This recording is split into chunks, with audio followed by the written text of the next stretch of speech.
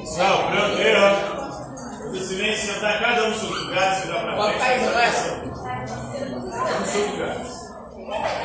Eduardo. Como é que era seu sobrenome? Era Passi mesmo? Ai, caralho.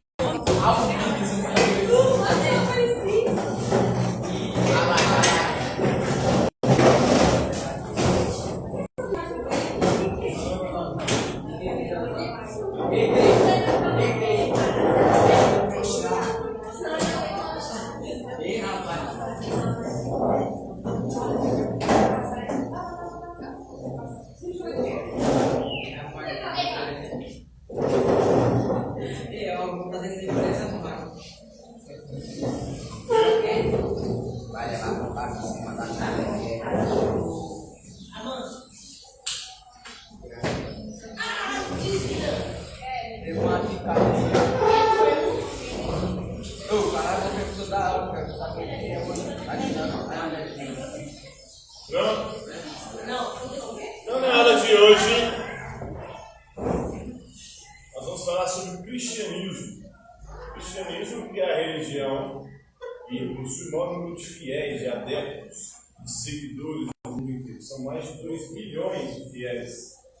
É a religião que surgiu com Jesus Cristo no Oriente Médio, a antiga Judéia, atualmente região de Israel, onde Jesus viveu, passou uma parte da sua vida, foi crucificado e teria ressuscitado.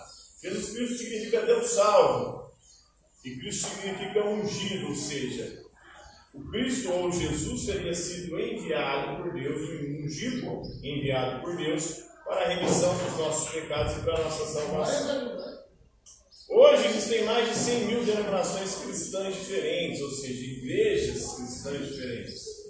E ao longo da história do cristianismo, nós tivemos vários cismas, divisões e vários embates também da religião com a ciência. E mais recentemente, especialmente a partir do século XIX, algumas correntes cristãs vão dizer o seguinte: os avanços da ciência, eles não invalidam a Bíblia, porque a Bíblia não é um livro de ciências.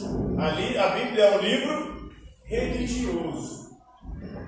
E, por ser um livro religioso, as verdades que ela transmite são verdades de fé, não verdades científicas. Então esse é o grande desafio da modernidade. É possível conciliar ciência e religião? Para o liberalismo protestante, sim. E para a própria Igreja Católica também é possível. Grande parte dos grandes cientistas modernos foram religiosos, foram padres, pessoas ligadas a alguma religião. Gregor Mendel, por exemplo, descobriu a teoria genética, desenvolveu a teoria genética, era um monge. A teoria do Big Bang foi desenvolvida por padres. E várias outras grandes descobertas científicas modernas se deram por pessoas religiosas. E para o liberalismo protestante, então, não há contradição entre a Bíblia e a ciência. A partir do século XIX, o liberalismo protestante vai se desenvolver na Europa e nos Estados Unidos da América. E para eles é o seguinte: a ciência ela usa a razão humana para descobrir os fatos sobre o mundo, sobre a natureza. Já a Bíblia, ela registra a experiência religiosa do povo de Deus e de seus autores. A ciência tenta descrever o mundo como o mundo tenta mostrar ou revelar o mundo tal como ele é, tal como ele existe. Já a Bíblia e a religião, a experiência cristã, ela explica por que o mundo é como é. É uma explicação diferente. O Galileu já havia falado isso no início da modernidade. A Bíblia não tenta demonstrar o mundo, a natureza como ela é, ou o céu como ele é. A Bíblia ela mostra como nós devemos, ou o que nós devemos fazer para chegar no céu. Mas é um outro céu, é um céu espiritual. Não esse céu que a gente vê todos os dias, porque esse céu ele é objeto de estudo da ciência. A experiência cristã explica por que e como, na verdade, como é a ciência, né? explica por que o mundo é como é, né? Então, como e por que são perguntas diferentes, distintas, mas complementares. Ciência e religião se complementam. E a ciência trabalha com fatos, com a realidade, com o mundo, como o mundo é, com a natureza, como a natureza é. Enquanto a religião trabalha com os sentimentos, a fé é um sentimento. Então o romantismo ele colocava aí colocava a emoção acima da razão. Então o romantismo é um movimento cultural que surge na transição do século XVIII e do século XIX e vai questionar o iluminismo. O iluminismo era um movimento cultural do século XVIII que dizia que a luz da razão iria iluminar e guiar a humanidade rumo ao progresso. Somente a ciência, a razão e a tecnologia poderiam resolver os problemas da humanidade. Aí o romantismo vem e diz o seguinte: o iluminismo transformou o ser humano num ser frio. O homem, muito mais do que um animal racional, ele é um animal sentimental, dotado de sentimentos. E aí eles resgatam a religião nesse aspecto, porque a religião também ela fala a língua do nosso coração.